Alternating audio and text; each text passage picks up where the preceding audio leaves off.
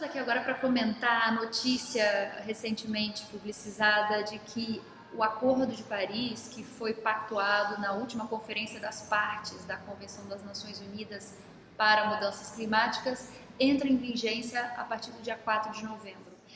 Na verdade, havia dois critérios pactuados na COP21 no final de 2015 e que previa, né, a entrada em vigor do tratado.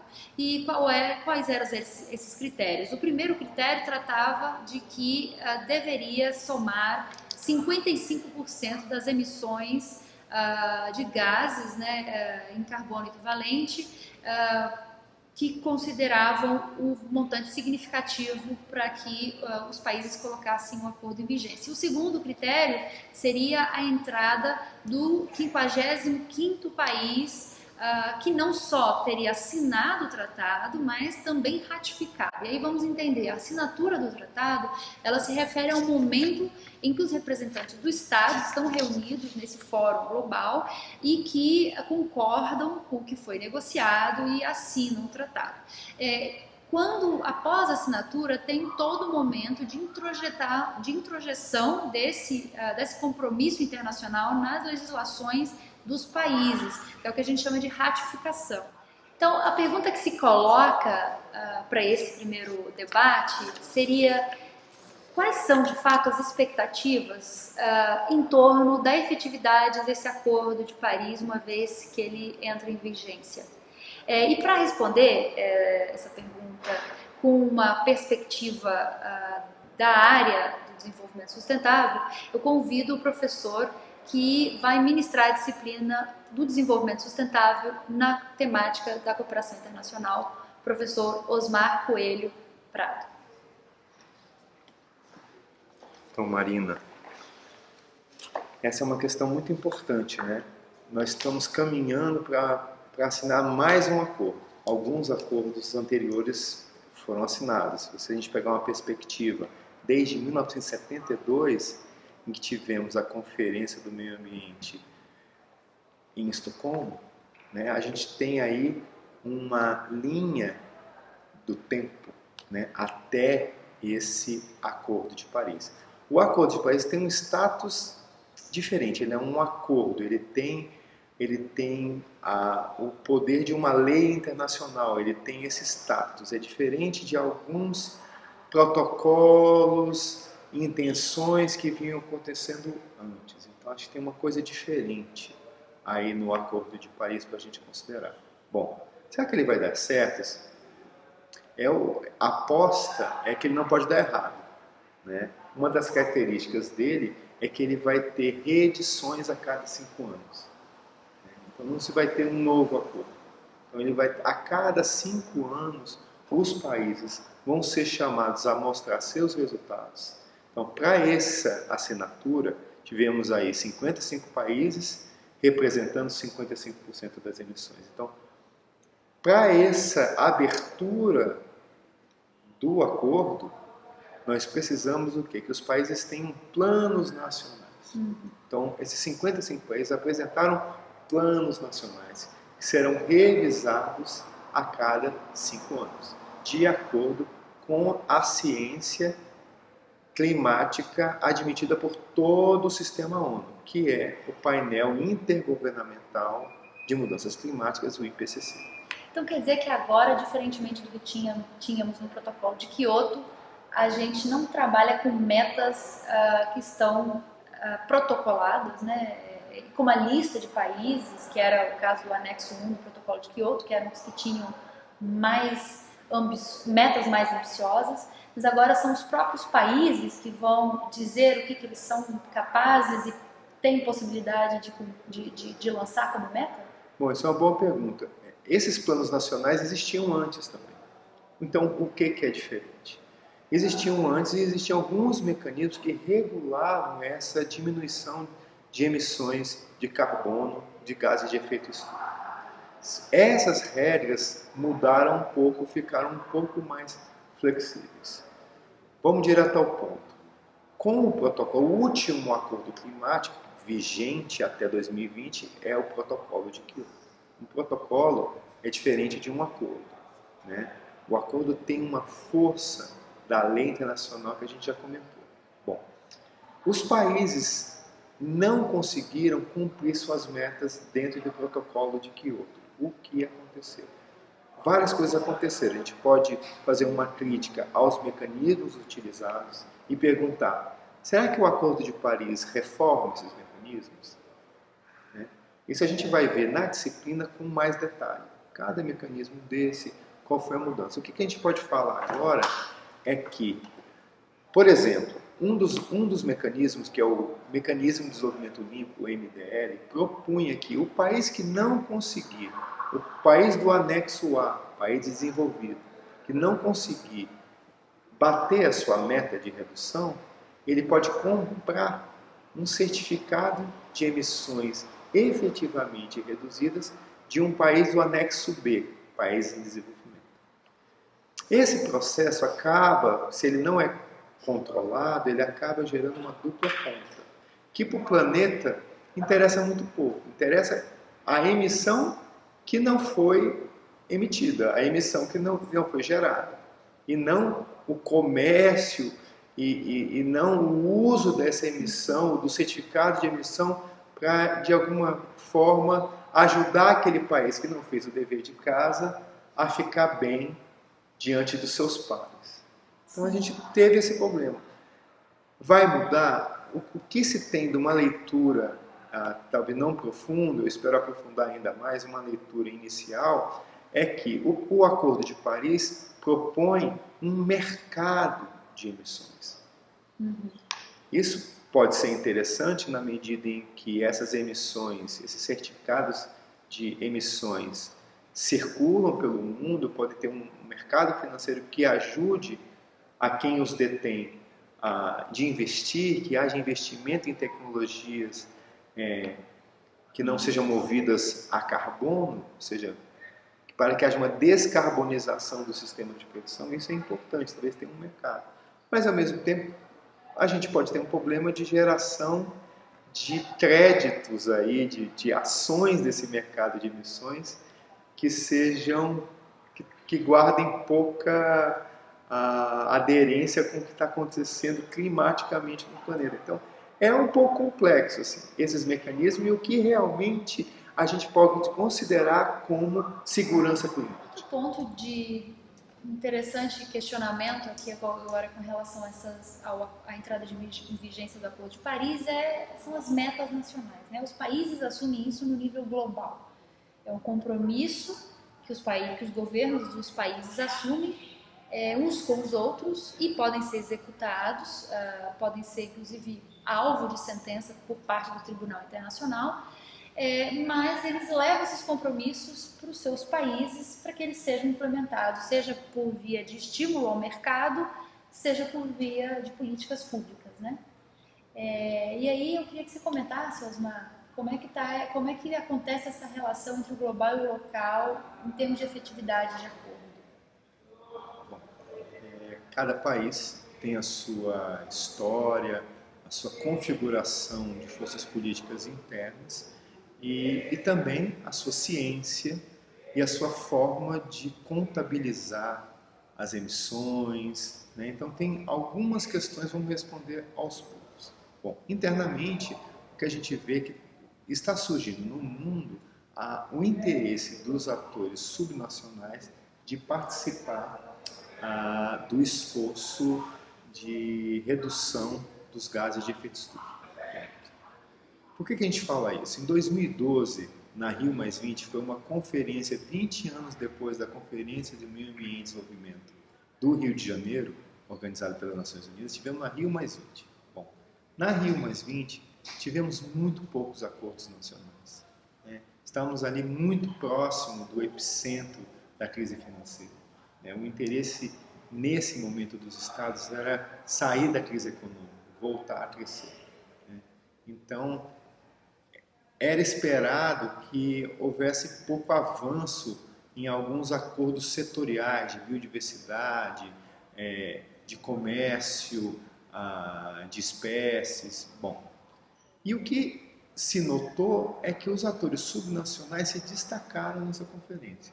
Então a gente pode ver, por exemplo, a União de Cidades Sustentáveis, né, liderada por São Paulo, por Londres, Paris. Então você começa a ter aí grupos de cidades, de prefeitos que estão se articulando e requerendo um espaço maior na discussão climática. E o que eles trazem na manga? Eles trazem experiências práticas. Experiências práticas de diminuição de emissões em construção civil, em construção de casas populares, experiências práticas de sustentabilidade local com novos sistemas de mobilidade urbana. Você tem as ciclovias em São Paulo, em Nova York, em Londres. Você tem a proposição de transporte público mais barato, que tenha menor emissão de carbono. Então são experiências com ônibus movidos a hidrogênio ou movidos a energia elétrica. Então você tem uma série, um pool de inovações.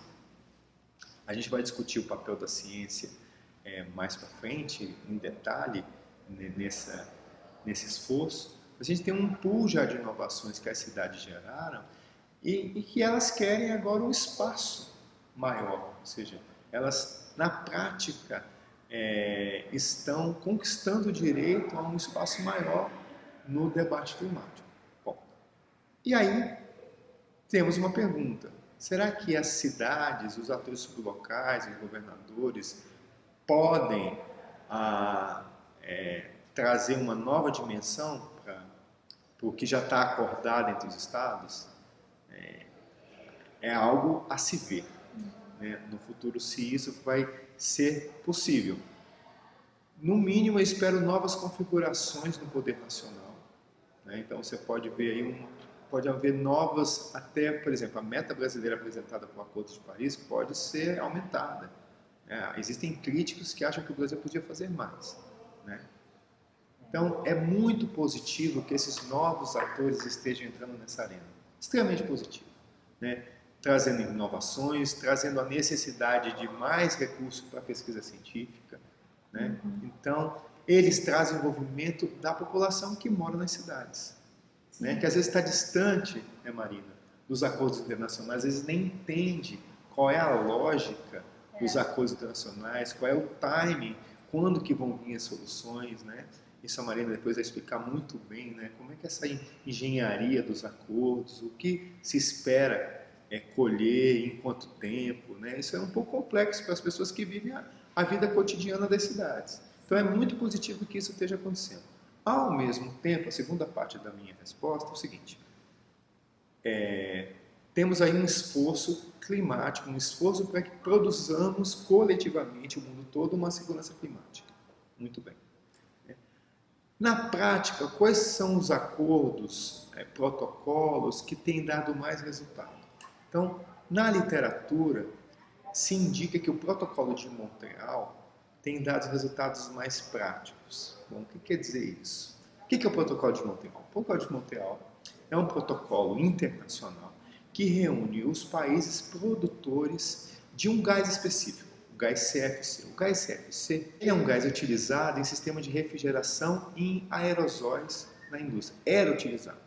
Esse gás tem uma ação específica na quebra das moléculas do ozônio estratosférico, gerando o falado, não sei se as pessoas ainda lembram, do famigerado buraco na camada de ozônio, que deixaria passar toda a radiação ultravioleta, levando a impactos dramáticos à saúde humana, né, como o aumento dos casos de câncer. Bom, esse acordo foi assinado na década de 90 e ele levou a uma redução desse gás CFC e a diminuição do impacto que ele tinha na atmosfera.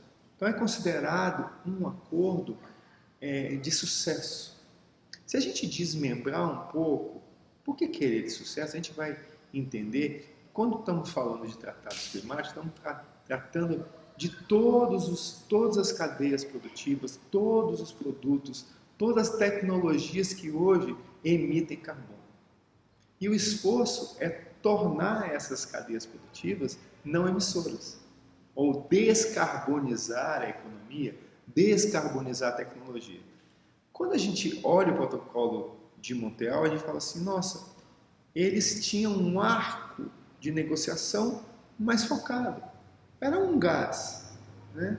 Então, eles conseguiram amarrar um acordo com os usuários desse gás de refrigeração, com as indústrias que passaram a colocar novas tecnologias no mercado, né? E esse acordo continua a produzir efeitos. Recentemente, um dos gases substitutos do CFC, o HFC, também está sendo banido, porque é um gás produtor de efeito estufa, né? É um gás que é comparável ao CO2, ao gás carbônico. Bom, a questão é, a perspectiva, se a gente toma como paradigma esse acordo com seu foco menor, a gente ter no futuro centenas e centenas de comunidades gestando acordos específicos para cadeias produtivas específicas. Isso vai levar a um esforço de educação, de geração de profissionais de cooperação internacional. Então, eu citei aqui, você pode ter um acordo, por exemplo, dos produtores de carne, você pode ter um acordo dos produtores de lâmpadas de iluminação, você pode ter um acordo dos produtores de pneus, e por aí vai, acordos internacionais, em que cada cadeia produtiva vai dar a sua colaboração para gerar novas tecnologias e, claro, de maneira acordada com os países. O esforço para que isso aconteça é enorme, mas o protocolo de Montreal mostra que é possível de ser feito. Sim. Então, quer dizer, dentro de uma lógica internacional, né, os países assumem os compromissos, mas como a própria agenda dos Objetivos de Desenvolvimento Sustentável também reconhece, há que se engajar no nível subnacional todos os demais atores que vão contribuir para se cumprir essa meta, né? E aí nas relações internacionais, da perspectiva da cooperação internacional, a gente fala muito de uma governança que não supõe necessariamente governo, a governança sem governo, em que vários atores vão se emaranhar nessa rede de esforços, pensando todos o interesse coletivo global, né? E a partir desse interesse eles vão atuar, inclusive transcendendo as fronteiras, como é o caso que você citou, né? Dos acordos dos produtores de carne. O setor de carne no mundo se unirá pensando como melhor pensar a produção de carne numa matriz que impacte menos a produção, a emissão de metano. Isso já aconteceu, por exemplo, no acordo que o McDonald's e outras grandes empresas de produção de refeições rápidas fez em relação à Amazônia, né? Da não compra de carne proveniente da Amazônia. Então a gente tem alguns ensaios. Sim. Né? Então eu estou apostando nesse tipo de cenário, né? Sim. Com base em alguns exemplos. E a matriz para a gente analisar isso na perspectiva da cooperação internacional vem muito a partir do conceito, o próprio conceito nas relações internacionais de regimes ambientais internacionais, né? E aí para cada regime, para cada convenção quadro dessas que se assinou até hoje, né? A Convenção de Biodiversidade, de mudanças climáticas, a declaração de princípios para se regular as florestas, cada um desses vai formar os regimes. E a ideia de regime é exatamente tirar o governo necessariamente do centro de assunção de compromissos, né? Vamos ter aí vários outros atores atuando, porque já pactuaram regras, porque já veem quais são os objetivos, é um objetivo comum. A partir dessa crise ambiental, agora, sobretudo em regime de mudança climática, a crise é anunciada, é muito evidente, né? O aumento da temperatura terrestre, enfim, tantas outras coisas que estão sendo geradas com base nessa crise, e aí os regimes se formam para que todos os atores juntos possam somar esforços para combater o problema. Como fica o Brasil neste Acordo de Paris? O que o país traz de contribuição? O que ele oferece ao mundo? Os negociadores brasileiros trabalharam em 3 linhas e 2 metas principais. Uma meta para 2025 e uma meta para 2030. Então, no agregado para 2025, o país propõe a redução de 36% das emissões de gases de efeito estufa, com base na linha de base adotada no acordo, que é o ano de 2005. E para 2030, 43% de redução de emissões. De onde viriam essas reduções? A primeira variável que o Brasil coloca, o primeiro fator que o Brasil coloca é o aumento da energia, da bioenergia, né, do biodiesel na matriz brasileira até 18% no ano de 2030. Outro fator que o Brasil colocou no Acordo de Paris é o aumento geral das energias renováveis na matriz energética para 45% até 2030 e, finalmente, o plantio ou a recuperação de 12 milhões de hectares de florestas. Então, essa é a proposta brasileira. Alguns comentadores falam que o Brasil poderia fazer muito mais, mas a própria natureza desse acordo é que a cada 5 anos os países vão mostrar seus planos nacionais climáticos para uma autoridade do acordo e se vai discutir a possibilidade de se avançar ou se não se avançou, vai se discutir o que aconteceu, né?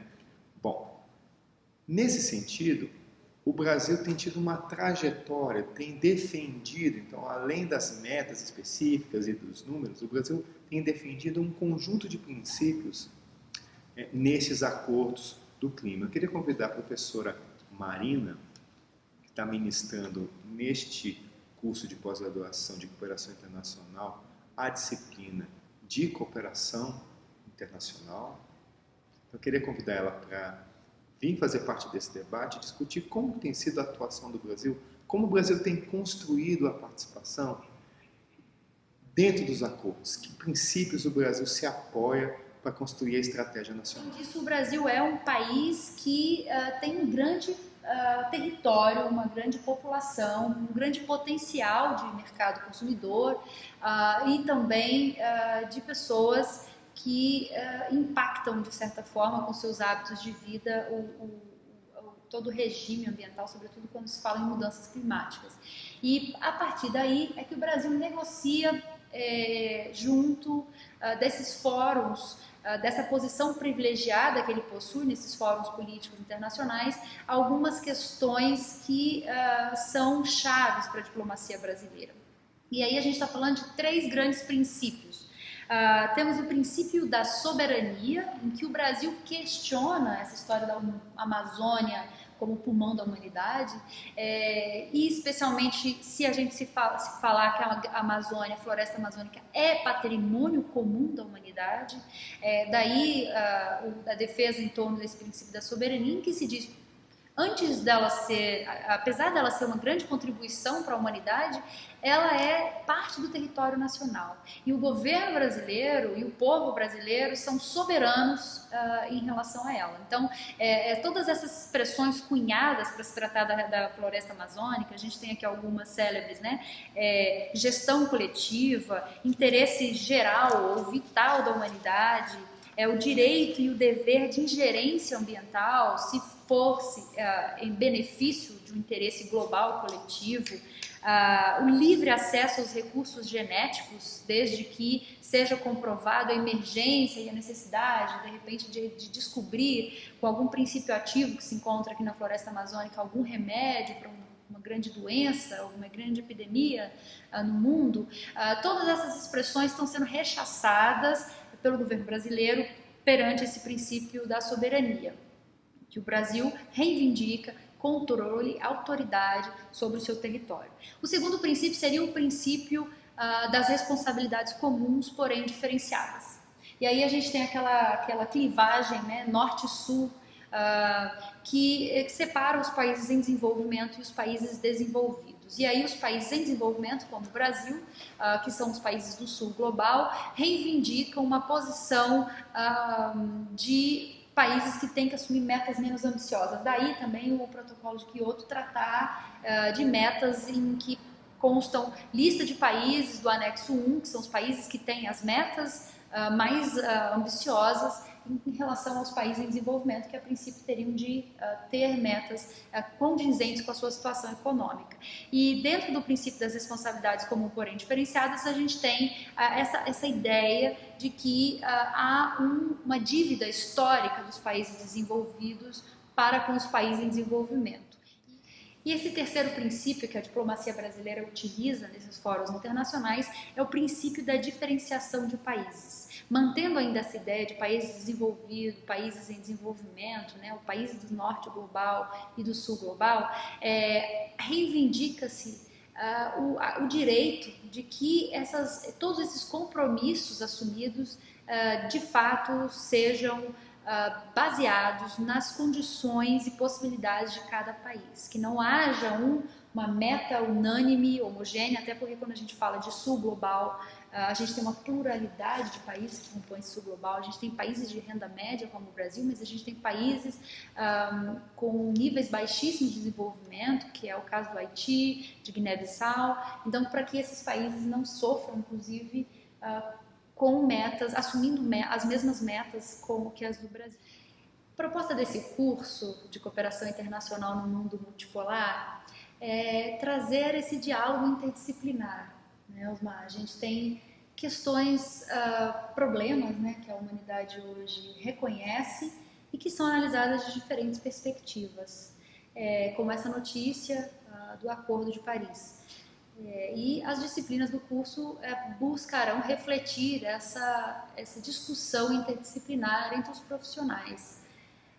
Então, recomendo que todos vocês façam parte desse corpo de profissionais estudantes que se voltarão a partir do curso para analisar e, ao mesmo tempo, levar para o seu universo profissional um pouco dessas discussões para o mundo prático, solucionar ou buscar solucionar esses problemas que se reconhecem.